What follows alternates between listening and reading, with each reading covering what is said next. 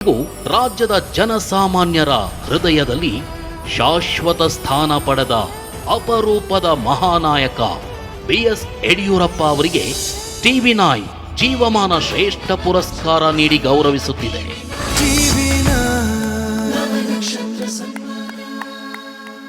ರಾಜ್ಯದ ಮೂಲೆ ಮೂಲೆಯನ್ನು ಬಲ್ಲಂತಹ ನಾಯಕರುಗಳು ಕೆಲವರು. ಒಬ್ಬರು ದೇವೇಗೌಡರು, ಇನ್ನೊಬ್ಬರು ಬಂಗಾರಪ್ಪನವರು, ಮತ್ತೊಬ್ಬರು BS ಯಡಿಯೂರಪ್ಪನವರು ವೇದಿಕೆ ಮೇಲೆ ಬರಬೇಕು. ಯಡಿಯೂರಪ್ಪನವ್ರನ್ನ ಸನ್ಮಾನಿಸಲಿಕ್ಕೆ ಶ್ರೀಗಳು ಕೂಡ ವೇದಿಕೆ ಮೇಲೆ ಬರಬೇಕು ಅಂತ ನಾನು ಕೇಳ್ಕೊಳ್ತಾ ಇದ್ದೀನಿ. ಜೊತೆಗೆ ರಿಷಬ್ ಶೆಟ್ಟಿ ಅವರು ವೇದಿಕೆ ಮೇಲೆ ಬರಬೇಕು. ಸಭಾಧ್ಯಕ್ಷರು ಅವ್ರನ್ನ ಸನ್ಮಾನಿಸಬೇಕು. ರಿಷಬ್ ಶೆಟ್ಟಿ ಅವರು ಕೂಡ ವೇದಿಕೆ ಮೇಲೆ ಬರಬೇಕು. ಹಾಗೆ ಸ್ವೀಟ್ ಹೋಮ್ ರಿಯಾಲಿಟಿ MD ಆದಂತಹ ಹರೀಶ್ ರಾವ್ ಅವರು ಕೂಡ ವೇದಿಕೆ ಮೇಲೆ ಬರಬೇಕಾಗಿ ವಿನಂತಿ. ಜೊತೆಗೆ ಗೋವಿಂದರಾಜು ಅವರು ಕೂಡ ವೇದಿಕೆ ಮೇಲೆ ಬರಬೇಕು ಅಂತ ಕೇಳ್ತಾ ಇದ್ದೀನಿ.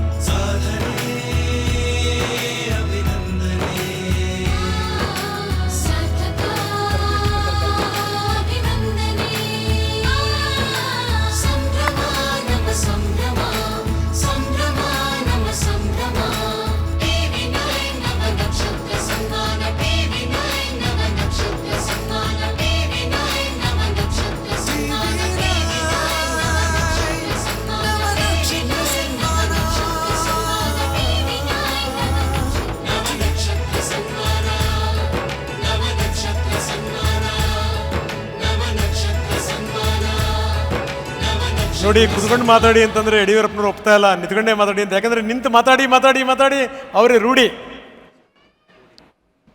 ಸರ್, ಇಲ್ಲೇ ಮಾತಾಡ್ತೀರಾ ಅಥವಾ ಪೋಡಿ ಮಾತ್ರ ಮಾತಾಡ್ತೀರಾ?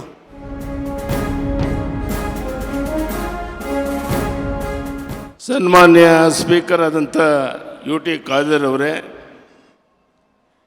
ಪರಮ ಪೂಜ್ಯ ಶ್ರೀ ನಿರ್ಮಲಾನಂದ ಸ್ವಾಮೀಜಿಯವರೇ, TV9 network CEO Shri Varun Das ಅವರೇ, TV9 ಕನ್ನಡದ ಮ್ಯಾನೇಜಿಂಗ್ ಎಡಿಟರ್ ಶ್ರೀ ರಾಹುಲ್ ಚೌಧರಿ ಅವರೇ, TV9 ನೆಟ್ವರ್ಕ್, TV9 ಕನ್ನಡದ ಎಲ್ಲ ಸಿಬ್ಬಂದಿ ವರ್ಗದವರೇ, ಎಲ್ಲ ಪ್ರಶಸ್ತಿ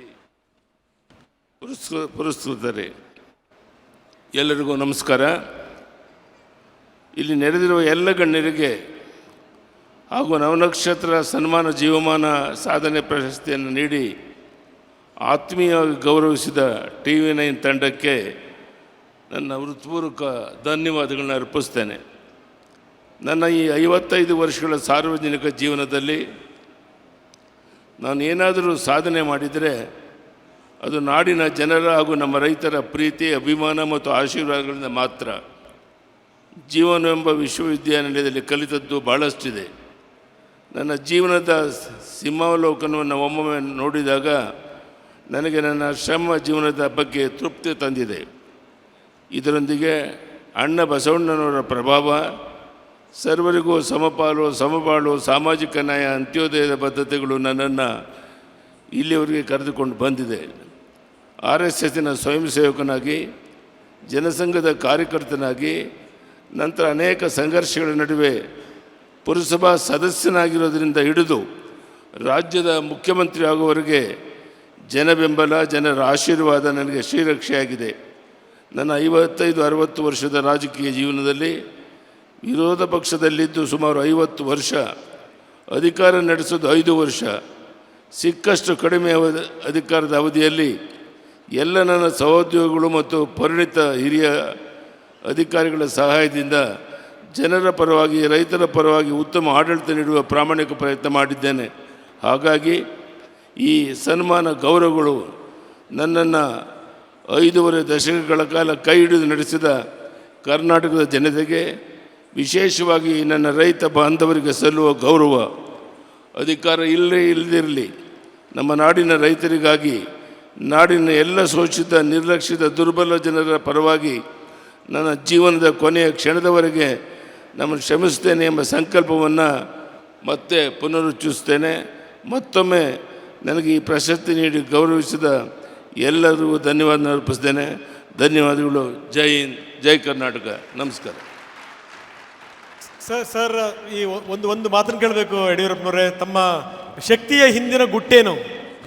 ಜೊತೆಗೆ ಏನಂದರೆ ಈಗಲೂ ಬಿಟ್ಟರೆ ಬೇಕಿದ್ರೆ ರಾಜ್ಯ ಸುತ್ತಕ್ಕೆ ತಯಾರಿದ್ದೀರಾ ಅಂತ. ಈಗಲೂ ಬಿಟ್ಟರೆ ರಾಜ್ಯವನ್ನು ಸುತ್ತಲಿಕ್ಕೆ ತಯಾರಿದ್ದೀರಿ. ಧನ್ಯವಾದ ಸರ್. Thank you. ಎಸ್, ಧನ್ಯವಾದ ಸರ್. Thank you.